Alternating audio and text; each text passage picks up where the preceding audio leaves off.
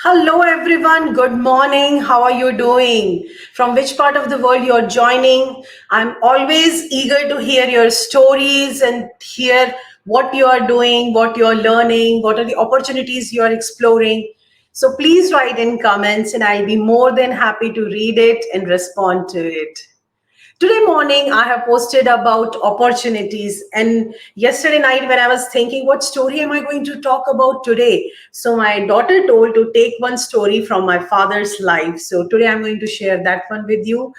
Those who are joining for first time, I'll just quickly brief you. Friday Stories is a session where I share my personal stories and the stories which I had the opportunity to observe, like not necessarily happened with me, but I saw it with my own eyes. So I share those stories, especially stories which are close to my heart and had some influence in my life to change it. So today's story is my father's story, and I'm so excited to share it.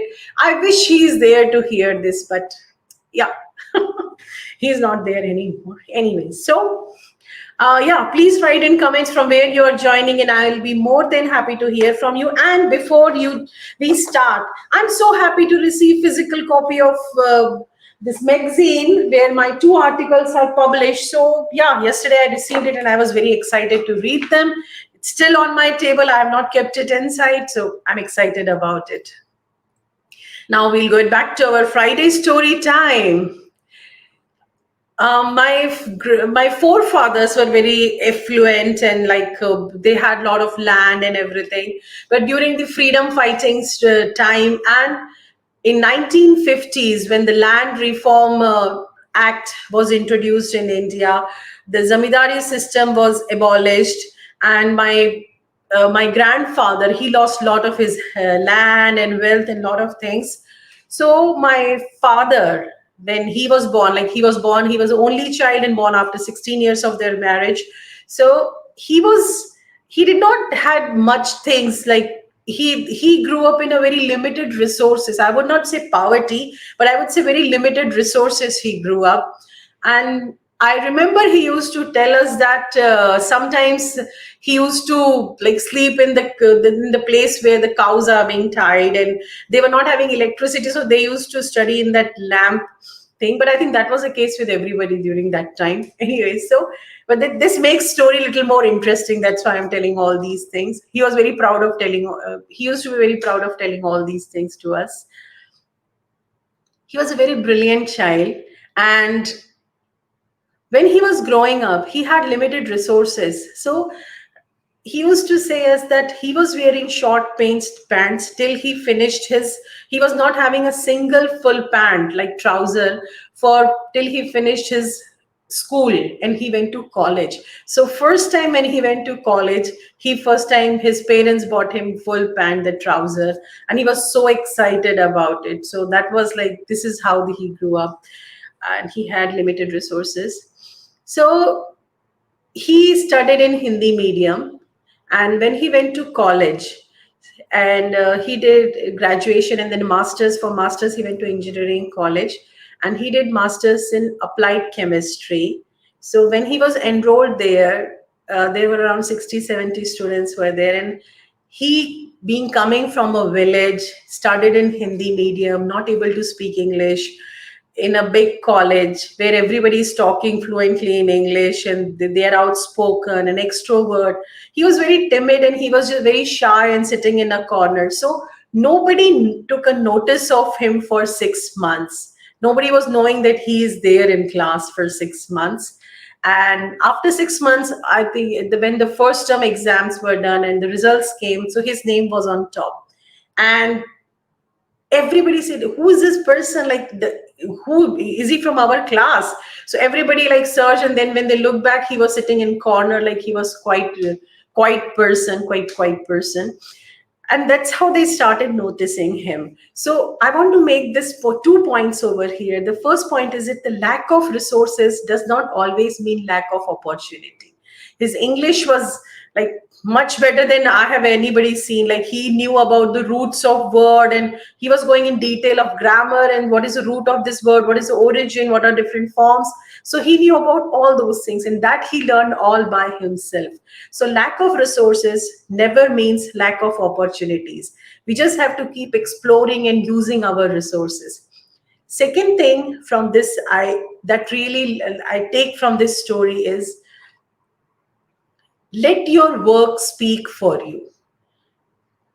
Make your craft so good that it will speak for yourself. You don't have to speak. So no matter what you are doing, in which profession you are, be excellent in that and compete with yourself. So today, whatever you are doing, it has to be little better than what you did yesterday. And the same applies for tomorrow. Whatever you do tomorrow, it has to be little better than what you did today. So compete with yourself and let your craft speak for you. And so this is the one thing. Now, when he completed, he was gold medalist in applied chemistry. He did brilliant research and he was awarded. After completing that, he applied for different jobs. And this is very important part. I want you to pay attention here. He got 3 offers. One was from State Bank of India, in which he had to travel to different places across India. Another was from the State Bank of Indore, so he can be within the MP, the Central India. And the third one was from Bhabha Atomic Research Center, because his research in chemistry was very good. So he was selected as a scientist or junior scientist, I don't remember that, but as a Bhabha Atomic Research Center. Now, he being a single child, his father, my grandfather, he did not agree because he had a fear that he's a single child, and we got him after 16 years of our marriage. And if something happens, it's an atomic research center. If any blast happens, what will happen to my son? So my father really wanted to go to Bhabha Atomic Research Center, but because his parents did not allow him, he joined the bank and he had excellent career. He did brilliant in his life and he was happy about it. But I remember every time whenever we talk about Bhabha Atomic Research Center, or when India was working on missile, or missile was launched, or the spacecraft was created, every time that news comes or he reads that news in newspaper, he would say that I wish I would have gathered that courage, or somehow I would have convinced my parents that I want to join Bhabha Atomic Research Center. And he would have been part of that team which was actually doing it, because he was capable of doing. This is very important to understand here. Same opportunities never knock twice.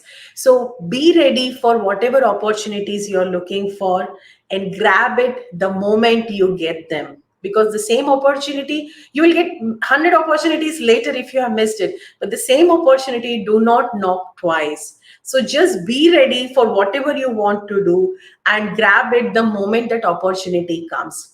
Many people do that mistake. They say, when I'll get the opportunity, that time I'll get ready for it. But life doesn't work that way.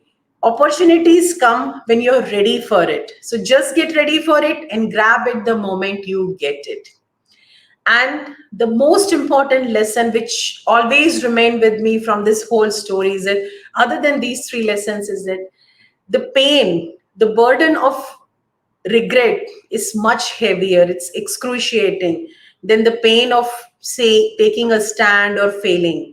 So don't live in regret. If you want to do something, this is the time. Not like when you reach 60, 70, 80. This is the time.